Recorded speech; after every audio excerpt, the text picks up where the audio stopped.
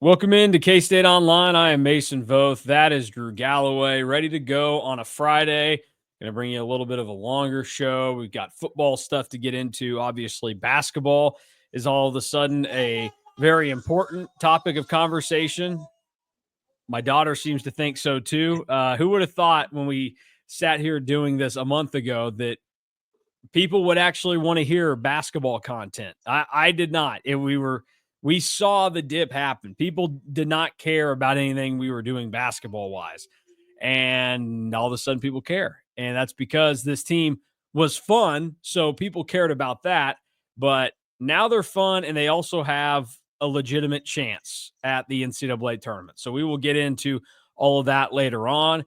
But we're going to start with football news. Drew has some things he wants to get to on the recruiting front. We also know that K-State is going through this kind of circle of hiring coaches and seeing others walk out the door. Really just Connor Riley, but he set everything in motion. So we'll get into talking about that and everything that comes with it today. But let's just fire away immediately, Drew, and get the Ireland fun fact out of the way from you. We got so much to get to. So a good reminder for everybody that K-State and Iowa State, we're getting closer and closer to being exactly a half a year away from the Wildcats and Cyclones doing battle in Ireland. And you can be there with a couple of different methods right now. You can visit cats2ireland.com for information on official travel, hospitality, and airfare packages. That's cats, the number 2, Ireland.com to make sure that you get the most out of your Dublin experience when you go over there to watch K-State. Or, hey, if you're a simple man, you say, I just need my ticket, I'll figure out the rest at some point, then single game tickets are now available to you. You can do those through the K-State Athletics ticket office. You can call, you can go in person, you can do it online. Go to kstatesports.com to learn more on that front. But getting closer to this exciting football game. So, Drew, Ireland fun fact. What do you got for us? If I was planning out ahead of time, I probably would have saved my St. Valentine being buried in Dublin for Valentine's Day, but that's just not how this rolls. So we're gonna say for today's fun fact that the writer for Dracula was Irish. He studied at Trinity College in Dublin, and every year Dublin hosts the Bram Stoker Festival in honor of the literary hero. Wow. Bram Stoker's the literary hero is what they're referring to there? Yes. Okay. All right. That's interesting. I didn't know that. I read Dracula when I was in 4th or 5th grade. I'm trying to think. I think I was in the 4th grade when I read it. So that was it was a good time, although it was one of those where you'd start to psych yourself out at night. I mean, I was in the 4th grade reading Dracula, so Yeah, that'll that's kind of how happen. it goes.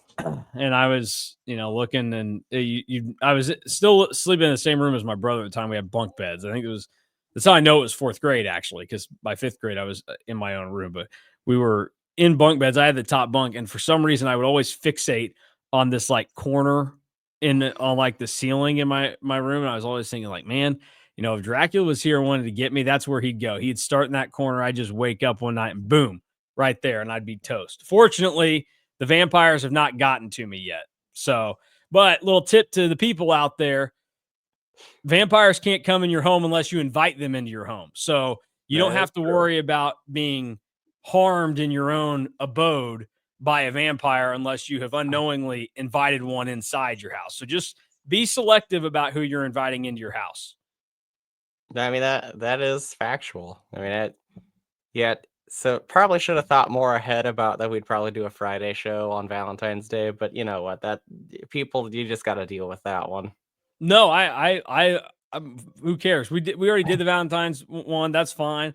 I like the Dracula one better. This is my favorite one, mainly because I do at times like to let people know that I used to be a great reader back in my day. You But should be really, a great reader. I peaked as a reader in like 3rd, 4th, 5th grade. And then by the time I got to middle school, I was kind of like, I think I read all the interesting books that I want to read. So I've gotten back into it a little bit, not to brag, but my grandma did get me a Barnes and Noble gift card for Christmas. Oh, So yeah, and $50. It's not like I'm some casual Drew. I'm hardcore. So taking my wife to Barnes and Noble later today for Valentine's Day. oh my god, this is insane because guess what? Well, I was talking to my wife today. She's like, "What do we want to do tonight?" Obviously, not her and I, us with our child. And I was like, "Well, we could go to Barnes and Noble. Like we like going in there as a family." And she's like, "Don't you think it'd be kind of busy?" I was like, "I don't know. Is it going to be more or less busy on Valentine's Day?" But that ties into what I was talking about. So we now know. Barnes and Noble, the place to be on V Day. Let's get into K-State football. Enough of all this other stuff. We'll start before we get into some recruiting notes that Drew has. K-State made it official, as we knew last week when they announced Matt Wells was coming on as the OC, officially assuming that role after having the co-OC and quarterbacks tag last season. Brian Lepak is now officially the offensive line coach, and that means K-State needs a tight ends coach. What do you make of K-State's decision to just elevate Lepak to the O-line coaching job? Yeah, like I said when we talked about Connor Riley leaving and brought this up as a possibility, I think that it's a smart move because Brian LePack was a very highly sought after man the last two off seasons, really, for what he's done at K State. He's a former offensive lineman, coached the offensive line at Southern University. So I just think that it makes a lot of sense. And it's another person that everybody really loves and everybody really respects. It does open up a lot of possibilities for tight ends coach. And I think it's going to be a position that's pretty highly sought after with how much production that they've gotten out of that room. Now you have Lincoln Cure coming in as well. So I think that it just makes the most sense and is a good career move for Brian LePack as well, because what a lot of people I think don't really realize is that tight ends coach is typically one of your younger coaches, is usually a really good recruiter, but also doesn't really have as high of a salary because you're not typically as in demand. And it's usually one of your, like your first jobs is like being tight ends coach. So now you're probably going to see somebody a little bit younger, a little bit more of a recruiter that comes in to be the next tight ends coach. But Brian LePack is probably going to get a raise out of this. I would imagine still, even though it wasn't said in the little blurb that K-State put out yesterday, I imagine this also comes with run game coordinator title as well. On Deadliest Catch, they would refer to what they're looking for at tight end as a greenhorn. You're going to bring in a greenhorn to be your tight end coach. I think this is a logical move for K-State. Obviously, they like Brian LePack a lot. He's done a lot of good since he got here. It makes sense for him to take the next step. And you keep a guy that is liked, you think does a great job, and you think it'll translate because he played offensive line in college. This is not some earth-shattering move. And I think most people, based off the response I saw on our message boards, were people that were in support of this. Like, yeah, that was the easy and obvious choice, and that's because it's the smartest one too. So it seems like a good move for K-State. LePack is also a stud. Like, read his profile when you get a chance. Like, has passed the bar. Well, I was gonna say almost too smart to be the offensive line coach for a college football team. Yes, he's passed the bar. He's a good singer as well. He's like the most interesting man on the K-State coaching staff. The other thing that I would throw out here with Brian LePack would not be shocking at some point in its trajectory, either at K-State or not. And I imagine K-State would like to have it, but a pretty good chance that he becomes an offensive coordinator at some point, I would say. Well, this is a lot to throw on you, and then also on the guys that are not here to to talk about themselves, but we're going to talk about them. It does seem like that might be a logical transition in his career path because of how he's rising, because of how it's been noted, just how smart he is and what he's been able to accomplish, and the fact that you look at Matt Wells, and I don't think any of us assume that this is the last job Matt Wells ever has in college football. And I would assume that Matt Wells doesn't want to not ever get to be a head coach in college football again. And that's kind of what the hope would be here, is that you want Matt Wells to be so good at this that you're not going to have him here in 3 years if you're K-State. And that's the thing. Even 2, Yeah, honestly. and that's the thing that I think people kinda get lost sometimes is when, I mean, think of when Jerome Tang was initially hired, and you're talking about who do you want as a basketball coach, and somebody would bring up a name, and then somebody else would say, "Oh, but you don't wanna lose him, you don't wanna, have him get taken after 2 years." And it's like, do you know how blessed you would be if after 2 seasons, you had a coach that's an OC or whatever that got plucked away from you and like, "Oh, no, we gotta find a new coach." That means that they did a really good job, and I think that's kind of what you're, hoping out of Matt Wells. Obviously, the track record is there that he's been able to ascend himself in the past to bigger jobs, and I think it's good to have a coach in that position that, like, that is the goal, where there's no satisfaction in just being the offensive coordinator at K-State. There's nothing wrong with it. It's a great job to have, but I don't think you want somebody in that role that views that as the peak of their career. And again, this is not me trying to, say things for people that aren't here to actually give their opinions, but I think the trajectory would suggest that being a head coach either wasn't a goal of Connor Riley's or wasn't something that he expected to have the opportunity to become.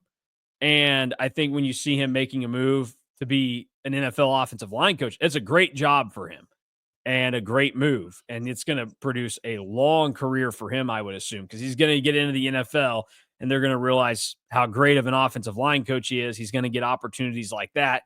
But I think now his career is basically offensive line coach in the NFL, which those guys, they make good money.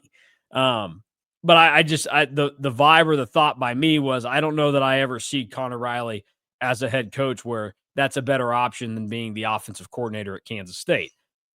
Now I think you have a guy in Matt Wells that we knew when he took the job that you don't think this is, the peak of what's left in Matt Wells's career. So I think it's good to have somebody with that drive. And then obviously you have somebody like Brian Lepak, where it does seem like if push comes to shove in a couple of years, you might have the option there. But that's more big picture stuff than what the focus needs to be right now, because K-State hasn't even played a snap of football yet with this coaching staff in place, and they still need to find one other one. Yes, and we do anticipate that the tight ends coach will be an external hire. I guess that's something that we haven't really touched on, but that's something that we should probably say. Yeah.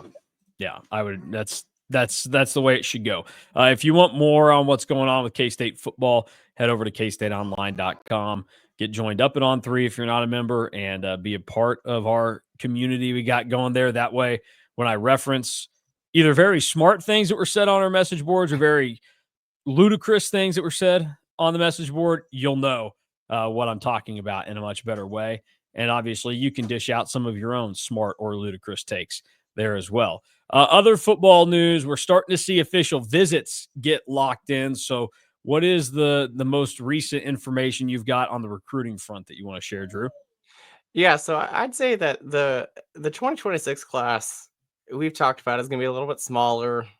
K-State has to go out of state more than they have in any class under Chris Kleiman, even with the class still being smaller.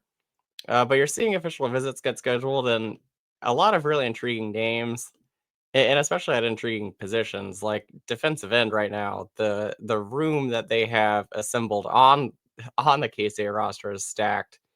And then you look at who else they're bringing in. You have Tucker Ashford from Texas. K-State loves him. He's 6'3", 240 pounds. Fun fact for you about Tucker Ashford: he is the lead in their 4x1 track team at 240 pounds. So he can really go. Ronell Johnson is another defensive end from Kansas City that has an official visit scheduled. Both of Ashford and Johnson are scheduled for May 29th. Johnson's one of the best players, not just defensive ends, in the Kansas City metro area. He's an On3 industry ranked 4-star already, and I'd imagine that his individual ranking goes up. I don't think that he'll push 5-star status, but he'll be firmly in that top 300, I think. And then Hudson Woods, another Texas native, who's 6'3", 220, is probably going to play like that lighter defensive end that K-State has. He has a lot of offers on the table. I think right now he has official visits scheduled to Oklahoma State, SMU, and Northwestern. So kind of a little bit all over the place on where his official visits are, but another guy that really, really likes K-State. And then the last official visit that I'll really highlight is an intriguing one because it comes at a position where it feels like K-State just keeps reloading at. That's not defensive end, but running back. And Amonte Martin, another Texas native, and I think that's the one thing that we're really seeing in this class is that it's a lot of Oklahoma and a lot of Texas so far. But Amonte Martin, another person that K-State or that K-State has really high on their board, and On3 has him as a 4-star in just the On3 rankings. He doesn't have any other official visits scheduled, so it's really interesting to see that K-State has already got one scheduled for that May 29th weekend with Johnson and Ashford. But you really see that, and that's again a position where it seems like every year they always seem to get who they want at running back, and they always end up feeling like the running backs that they're bringing in are going to be contributors. Some not right away, but a lot of times it feels like the running backs that they bring in are contributors from day one. Yeah, no, they do a good job of that. Now, one other thing on the recruiting side of what we've got going on, I know this is going to turn into like Lincoln Cure Watch all last year, where it feels like every time we talk recruiting, it needs to be brought up. Where's the Ian Premer recruitment sit right now? I would say that K-State is still in a comfortable spot, but it's pretty crowded. Iowa State's in the mix, USC is in the mix. I would probably say it's closer to a coin flip between Iowa State and K-State than not, with maybe even Iowa State in front by a smidge. It is interesting, and this is where if you're really thinking about like the positional moves, like you probably need to get a tight end coach relatively soon, not just for spring football, but you also need to kind of get the Ian Premer situation locked back down and kind of get engaged in talking to him as your future position coach. But that's also where it's just really interesting because I mean, you talk about Ian Premer, and then on the offensive line front, it'll be really interesting to see where K State goes because we don't really know exactly what Brian LePack looks for in an offensive lineman. So I'm really intrigued to see where that goes and see really who gets prioritized from Brian LePack. I can't imagine it's going to be too different, right? Like No, that, yeah. I imagine that the only thing that will be a little bit different will be more so of like what K-State's offense really looks like, and do you incorporate more power, or are you still going to stick with a little bit more zone? Yeah. Well, I think it's just going to be in general an adjustment, seeing really what Matt Wells' offense calls for, Yeah, and how that will change now. Because I do think it'll be different. It was already kind of different in the bowl game too, and I think it also depends on the personnel you have. But obviously, you're going to still have the basic principles that kind of drive what you're looking for in the recruits, and specifically the offensive linemen you're trying to get.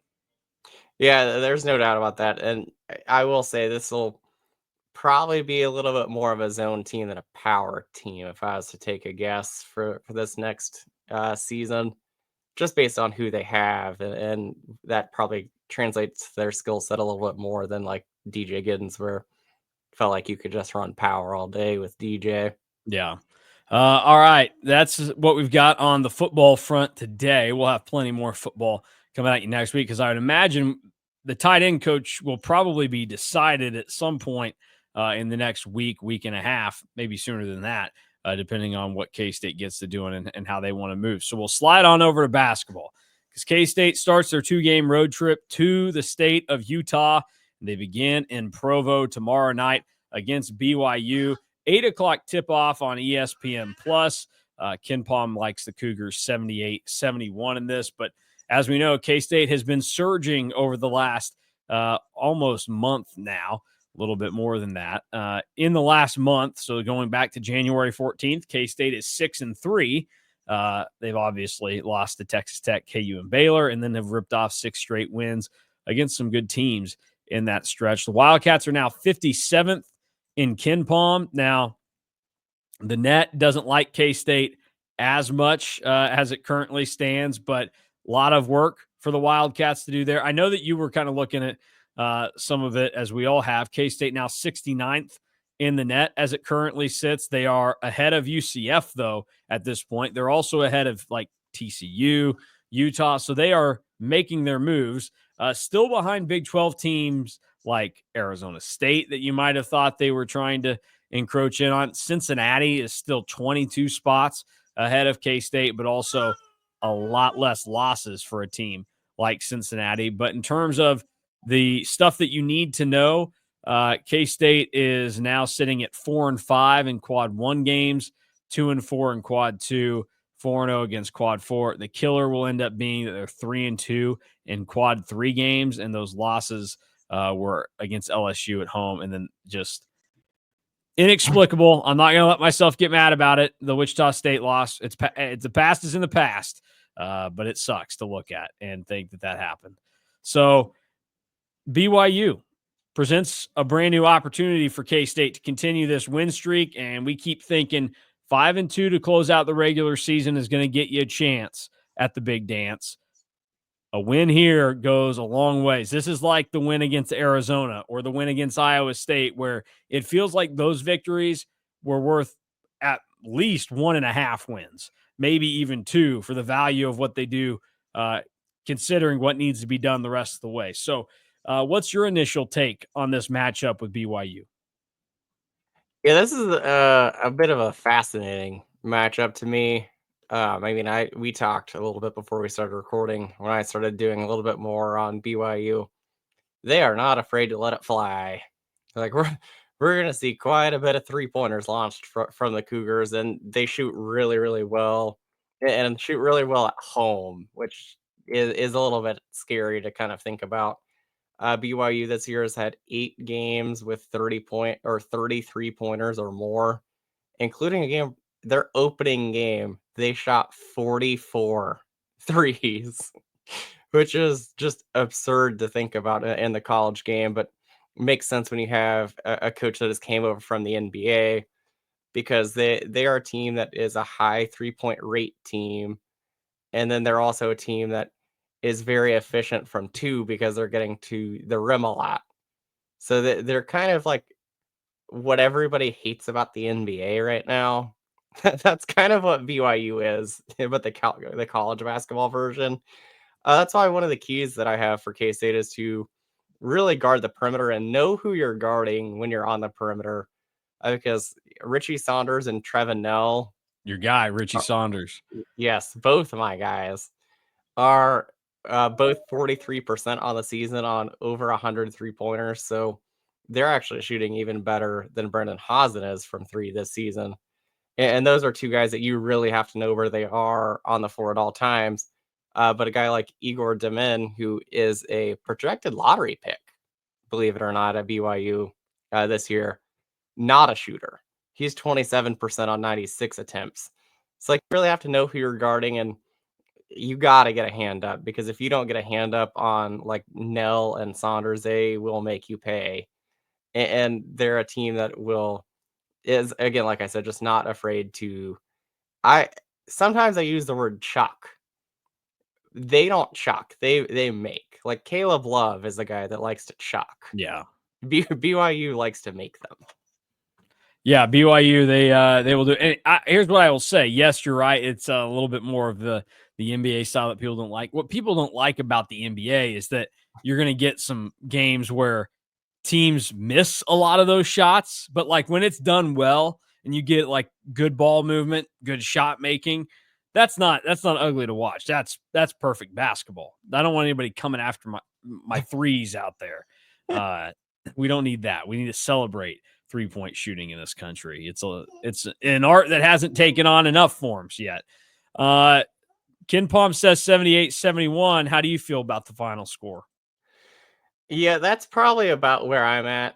I've kind of thought this whole time, really post beating Iowa State, that K-State's next loss was probably most likely going to come in Provo. There's a fascinating poll right now on KSO of would you take 1-1 right now if it was offered to you?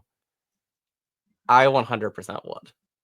Like, this 2-game swing just I feels mean, absolutely massive, and I think that I would take just getting 1. I guess, but I don't think you need to take, "Oh, I'll take 1 and 1.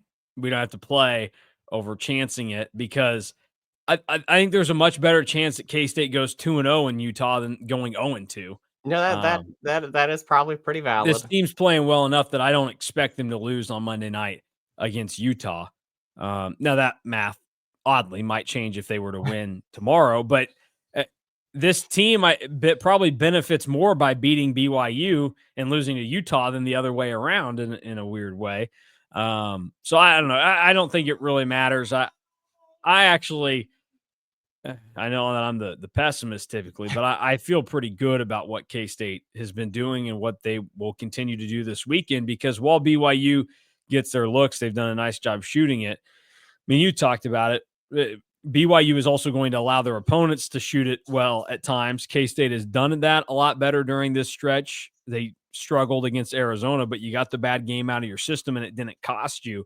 And not to mention, this team has defended so much better during this 6-game winning streak. It's not just that their opponents haven't made shots, it's that they're making it a lot more uncomfortable on their opponents. I mean, you think back to like the Iowa State game. There some of the threes that Iowa State hit early in the game, I didn't even think was horrible defense by K-State. So I think they've done a lot better over this stretch, and I think that they can maybe contain BYU a little bit. But it's going to be fascinating to me what this team responds like when that loss finally happens again, whether it's tomorrow against BYU or it doesn't happen until, you know, next Wednesday in Orlando or something. Like, I think there is going to be, yes, I saw some people say, well, they were kicked all the way down. They lost 6 straight and they've responded. Yeah, but like they responded in a different way. I don't think after the Baylor game, they started this win streak by thinking we've got a chance to make the NCAA tournament. I think that was them hitting that point where you go, man, I'm pissed off. We don't suck this much. We should not be somebody that people are laughing at. Like, let's go out there and let's just keep playing good basketball. But now you infuse that little bit of hope into it. And if it starts to get kind of chipped away at or dashed entirely, what's the response look like from there? Like, are you able to say, all right, that's just one game. We still got this and you move on? Or does it have some longer and bigger impact? My guess would be based on the way this team is playing and the way that the individuals on this team have handled things really dating back to the loss at Kansas. I don't think it's going to be a problem. I think that they will or they should bounce back from it, but we just won't know until it happens. So the best way to not deal with it is for them to keep on winning. So I think they beat BYU tomorrow night. I'm not going in. This is going to sound weird. I'm not going into it expecting them to win, but I think that they do win, you know? I I think that 7 points is a little steep, and, like, Ken Palm and Bart Torvik actually have it at the exact same score line, which is kinda wild. So if the line comes out and it's, like, 6.5, 7, like, I think that I would probably like K-State to cover.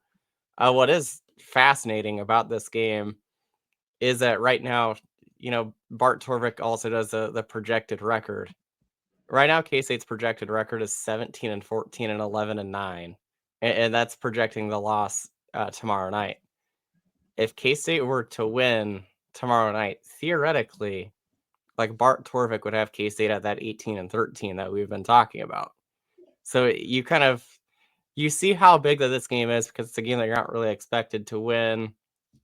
And the thing about this game for me is it is going to come down to who is more efficient from 3 because both teams are gonna be able to get some up, and it's gonna be who ends up winning that battle. The other thing that I've just been looking at of what K-State needs to do is that they need to be efficient from the free throw line because there aren't gonna be a lot of free throws in this game, more than likely because K-State doesn't really foul, BYU doesn't really get to the free throw line, K-State also doesn't get to the free throw line. So in a game that has limited free throws, you can't be going 61% like they did against Arizona. Yeah, that's true. And I mean, so last year was kind of weird. K-State obviously ends up kind of being tight in that game. They did not shoot it well from three against BYU, but they did get to the free throw line and make their free throws. They were 10 of 12. The problem was they let BYU get to the line 21 times, and BYU was terrible at the free throw line. They were 10 of 21, but they were able to still match it with the makes. And that's kind of what K-State did to Arizona on Tuesday night, where Arizona was better at the free throw line percentage wise. K-State got there more times. They were able to match them with the makes. But I think this K-State team, like I always say, when a team tells you who they are, you got to believe them. K-State has told us over the last 6 games what they are. So we need to believe that they are one of the better teams in the Big 12 right now. BYU is also a good team in the Big 12.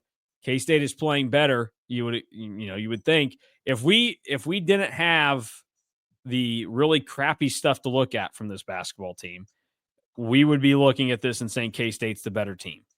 No, And I'd agree. we would have said that entering the season as well. K-State's the better team, or at least I would have. So I think they can get it done. Again, I'm not going into it expecting them to win. Like, this is not one of those that if K-State loses tomorrow night and we start the live show, I'm not going to be dejected and frustrated watching it like I was sitting in Coke Arena and seeing Wichita State beat them down by 19. The worst night of my life, I've seen family dogs get put down. I've been to funerals. That was the worst night of my life. That drove me nuts. But I think this team can handle it. I think they'll be ready to go if they lose to BYU. It's a good team, tough place to play. Just got to bounce back, beat Utah on Monday night, and then you're back home. Things start to look a little bit lighter on the schedule. You've got one more loss to kind of play with there, and then take care of the rest of the business and see what happens. But K-State's playing like a good basketball team, so I'm going to believe that they are one and that they're going to get the job done tomorrow night against BYU. Depending on where you look and who you trust, this is also a huge game for the bubble, with BYU being one of the last teams in and K-State being in that next 4 out range. That's also kind of the silly thing.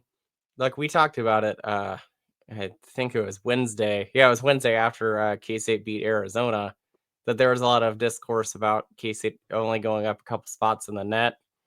But that's not a surprise to me, or like when Thane was talking about it, because home wins, when you don't win by a ton, and especially when you don't shoot very well, Yeah. don't do a lot for you in the net.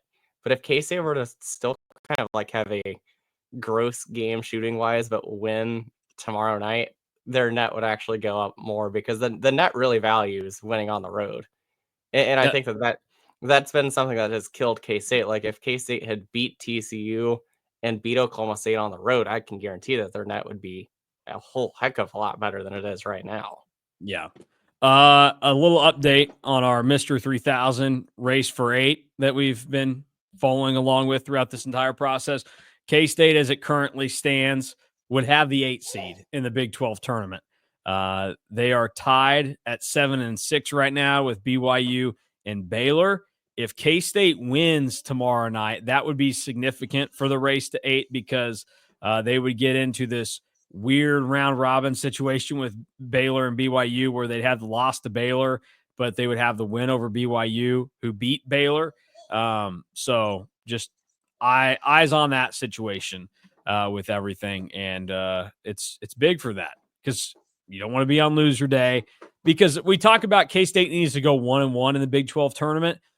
If they show up and they play on Tuesday, that's like you can't lose that game. Probably got to win 2. Yeah, that it doesn't matter though. Like, if you show up and let's say for right now they end up flipping spots with like TCU or somebody, and they're in that 9-16 game, you can't lose to Colorado. If you're playing Arizona State, you can't lose it. Like, you can't. There's not a team on that day that you could play that you might be able to, be fine with. And really, you still kind of need that one win. Because it'd be Cincinnati and UCF. Like, if you got in that game, maybe.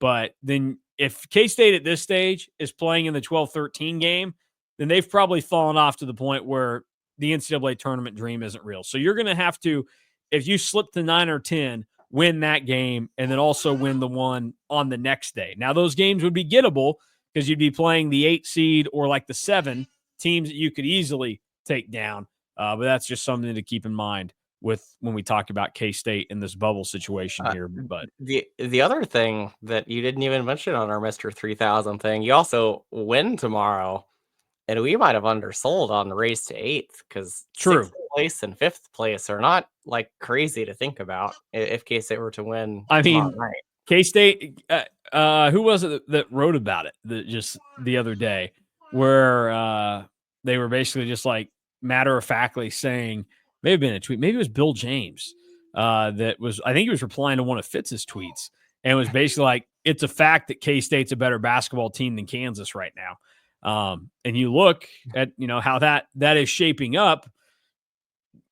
K-State, in theory, could chase down KU. They've only got they're only one game better than K-State right now. And what's left for KU, there's a lot of road games in there, and their final 3 games of the regular season are Texas Tech, at Houston, and Arizona.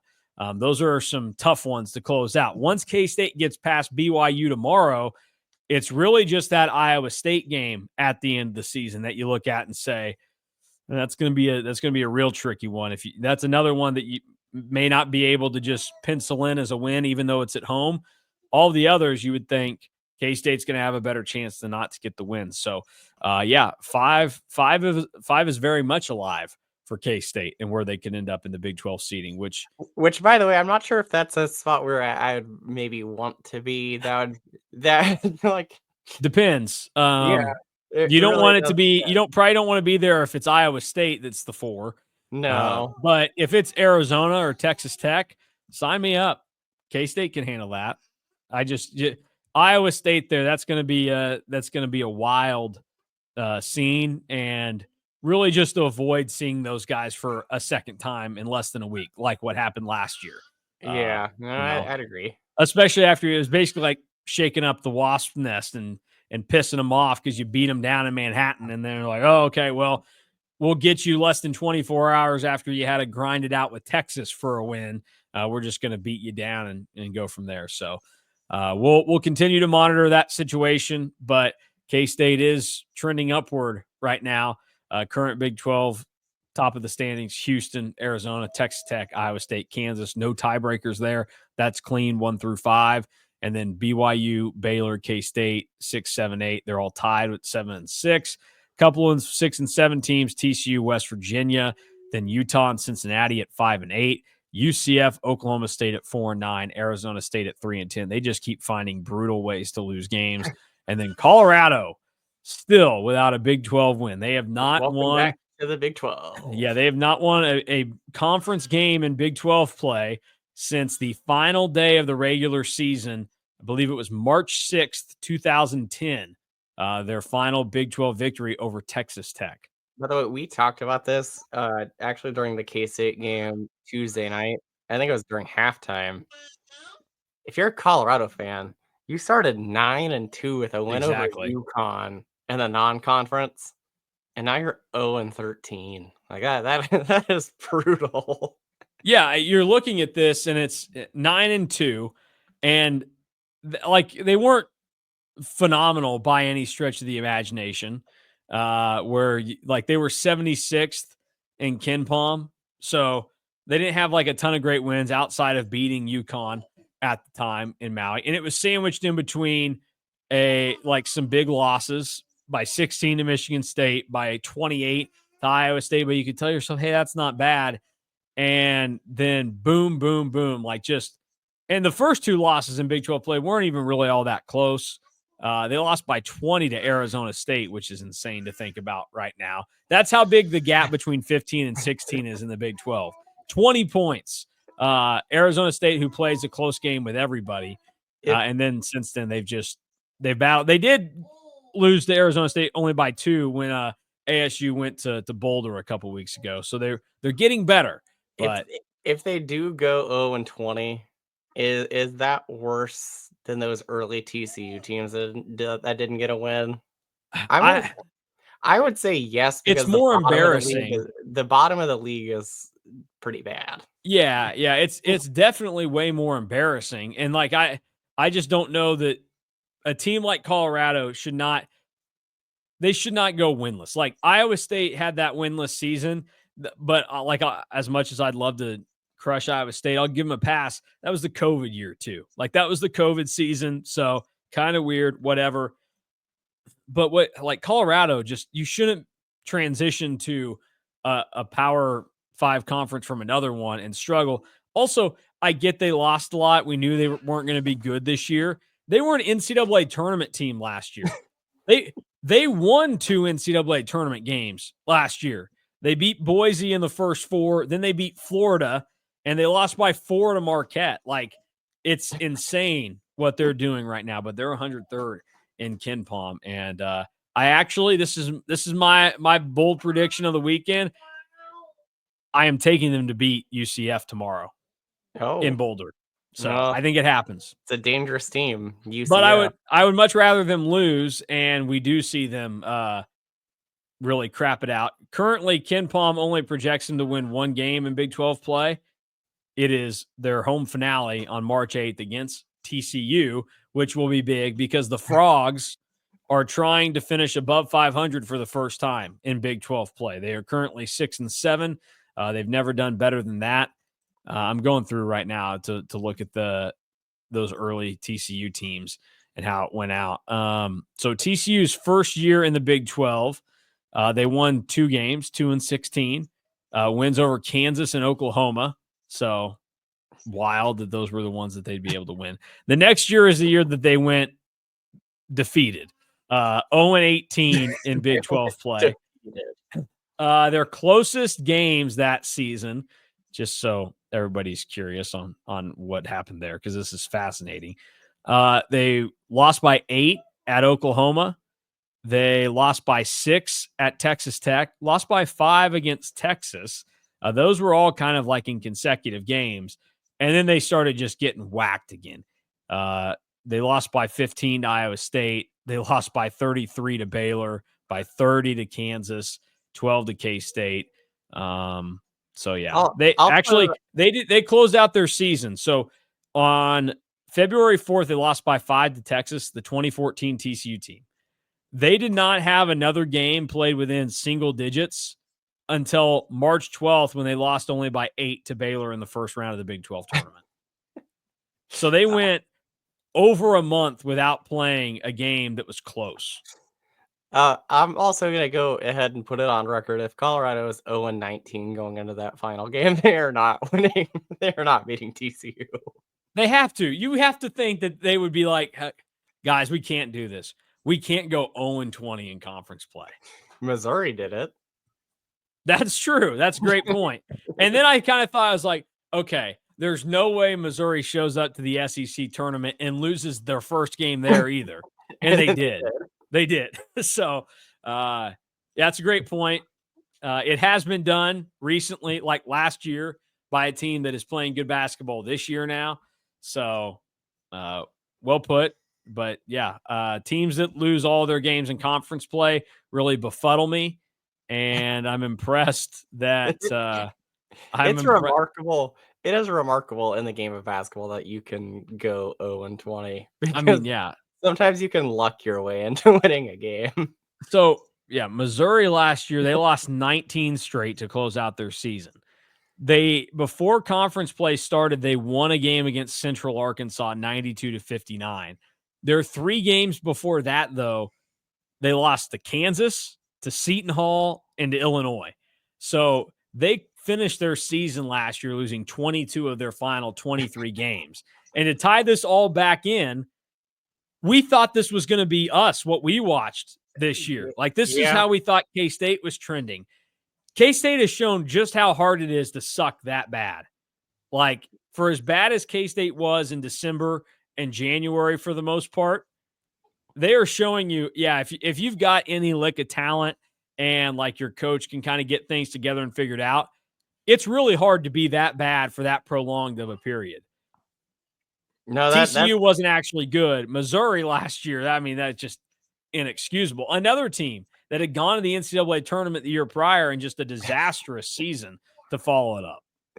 That is extremely valid. Like there was definitely a point where I thought that K-State could potentially lose out. Yeah, I think we thought that it was going to happen after that Oklahoma State game. We're like, yeah, this isn't good. Uh, Fortunately, they've turned it around, and we're sitting here talking about them maybe being an NCAA tournament team.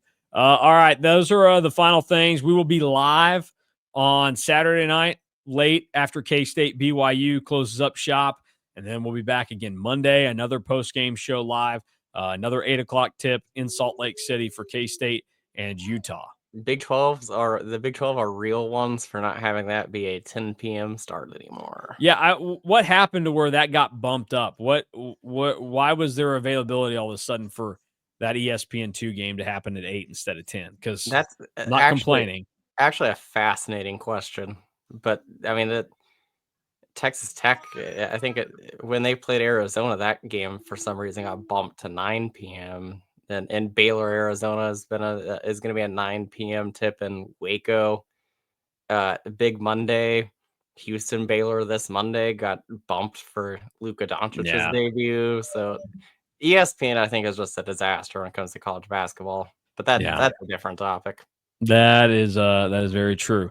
All right. Well, actually, do you want me to give you a couple things that really fired me up on the way out of here? Yeah, why not? We've kind of gone off the rails a little bit. So well, it's just a fun show for people to listen to on a Friday, close things out, give them something to do. Number one, because you just, let me go find them and put them up here because people were talking about it.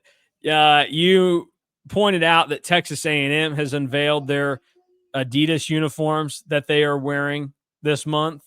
As Adidas continues to showcase they've done this for a while now. I think going back 5 or 6 years, they've had they're for a great reason. So that's what's unfortunate when you talk about these types of things.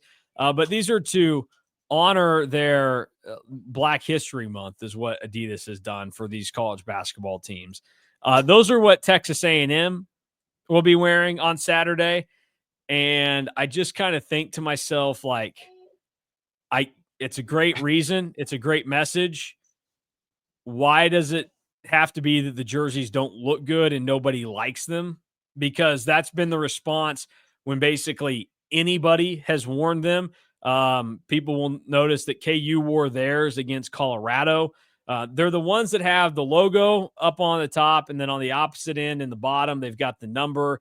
They've got checkered flags down the side, and Arizona State wore those when they played K-State too. And Texas Tech wore them against ASU the other night. Who else have I seen wear? Indiana is wearing theirs tonight for their Friday night game. They've not gotten great responses, and I think they're a little shell-shocking when you first see them too, because over the last couple of years, people have been like, what are these? But some of them have actually been pretty good, like Miami's were pretty good in the past. And so they're different. But I think you can try and find a way to do this in a way that is a great way to honor and recognize Black History Month. So I'm not crapping on the idea. I'm just saying the jerseys are not attractive to look at on the basketball floor. The A&M ones, I think, are the worst ones that I've seen so far. Yeah, those were and that's saying something. Am I supposed to know that T is for Texas A&M? What are we doing here? So actually, Louisville, I do kind of like Louisville's. So I'm just throwing that out there, mainly because it's the Duncan Cardinal. And then somebody else also pointed out that the retail jerseys that fans can actually buy are different than the ones that are actually being worn on the court. The ones fans can buy are even uglier, Drew, because I'm serious. They're just one color, what the teams are wearing. KU's, it's blue on the front, red on the back. Indiana's is red and white or red and black. They're ugly. That's what I'm saying. I'm sorry. Well, what else do you got that has fired you up today?